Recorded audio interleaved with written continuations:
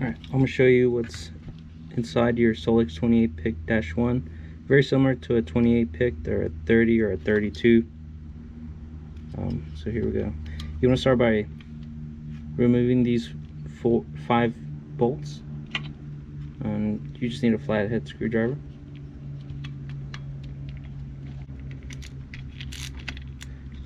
So I loosen them all with this larger screwdriver, and then I do the rest with a small.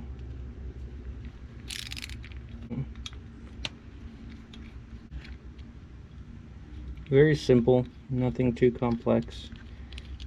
If you're thinking of rebuilding one, it's not too scary.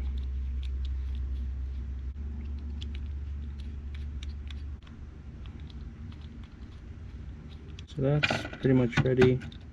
You kind of gotta smack it a few times and it'll separate.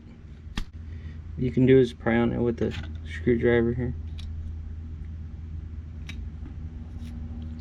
Just separate it. And the only thing holding it's the old gasket here. So that's kind of what it'll look like. This gasket is usually replaced. Sometimes these come off pretty easy, sometimes they're a little harder like this one, so just kind of be careful. Let me get under it.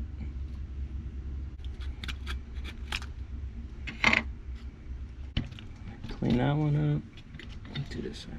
What you'll have here is, so this is your fuel injector here, and that you want to clean out when you're rebuilding it. So that popped right out. Put that to the side. And then you have your float here, your fuel float. It's got a little rod in here, so you don't want to lose that. It's important. If you get a replacement kit, this will come in it. And this here you can take out. It's called your air correction jet. You want to clean that out as well.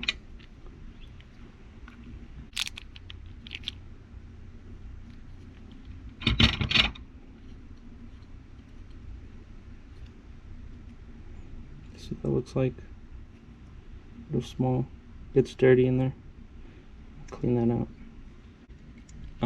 Also known as like air to fuel mixture. You want to take that out. Sometimes what you want to do is turn this one in, see how many turns yours is located at. This one wasn't on the car, so I'll just set it to default after, which is 1.5 turns out. So for my case, I won't count the turns in. I'll just take it out and clean it. That's what that looks like. Inside of here is your main jet, and I'll show you that. I think it's a 13 or 14 millimeter, but a 9/16 so works. I don't know where my 13 millimeter is. So there's the main jet, and then there's another little jet in here, which is your actual main jet. This is that main jet housing. Let's take that apart.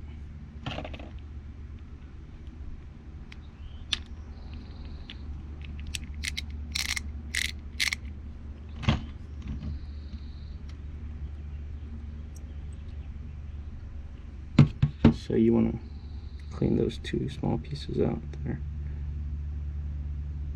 Make sure those are clean. So you'll have 2 check balls.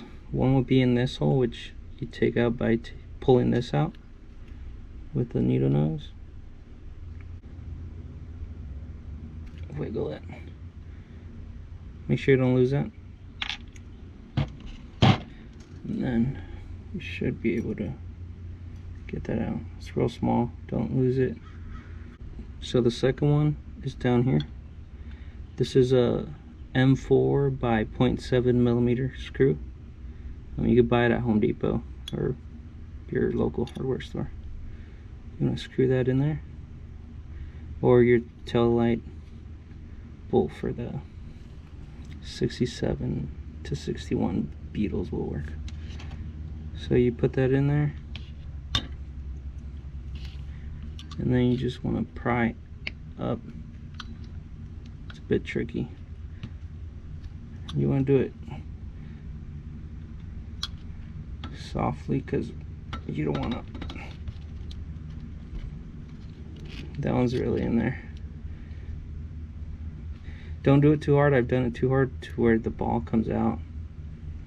So there's that little retainer, and then the ball is down there. You can maybe see it.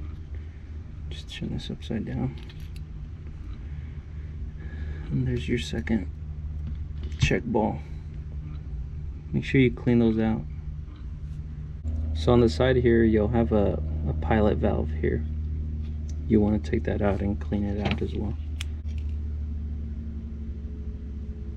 On this side in here, we have a diaphragm pump that comes in your rebuild kit, so you'd want to take that off, and you want to use a smaller screwdriver for that. Make sure you get a tray and not lose any of these small screws. It's a tough one. Try to get a screwdriver in one of these grooves. Just work it. Don't do that. Wow, that was stuck on there. And that's your diaphragm pump here. It'll always come in your rebuild kit. Goes like that. And then this is the housing. I think there's a 12mm or 11. Not sure, but a 7/16 also works. Go ahead and take that off. And you'll have to wiggle these off. They're never easy to come off. You don't have to take this off. I take it off because so it could fit in my sonic tank when I clean them. It'll eventually come off. So in this hole, you'll have a check ball in there. I can never seem to get this out without damaging it, so I'm just gonna clean it out real well. And I usually leave the throttle arm on while I clean it. So that's the bottom half. Now we'll do the top half. Your top half's fairly simple. You have your check valve here, so the flow will push this up, and then it'll stop the flow of fuel coming in. So you want to make sure that's working. Again, I think it's a 13, 14, but I don't know where mine is. And then these will come in a rebuild kit. You also get a little gasket. So here's your heating element and your choke diaphragm. And you want to remove the heating element before you remove the choke diaphragm.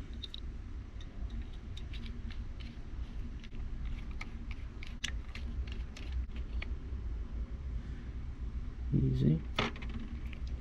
Then remove your, this one's old, so it's all messed up. Remove that, set it aside. So now on some you're able to take the diaphragm out without removing this plastic here, but it's easier if you remove the piece of plastic, and then we can remove the diaphragm.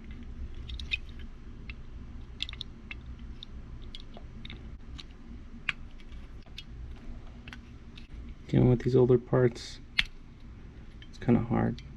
Be careful with the spring in here. It's a small spring. So the cap, the spring, and the diaphragm here. It's hard to remove the diaphragm sometimes if you have the plastic holding it here. So you want to press it down and then kind of get it off. The plastic won't allow you to take that off that easy, but there it is. That'll also come in your rebuild kit. So that's pretty much it. All you got to do is clean it. Clean both halves and clean them out well and put it back together.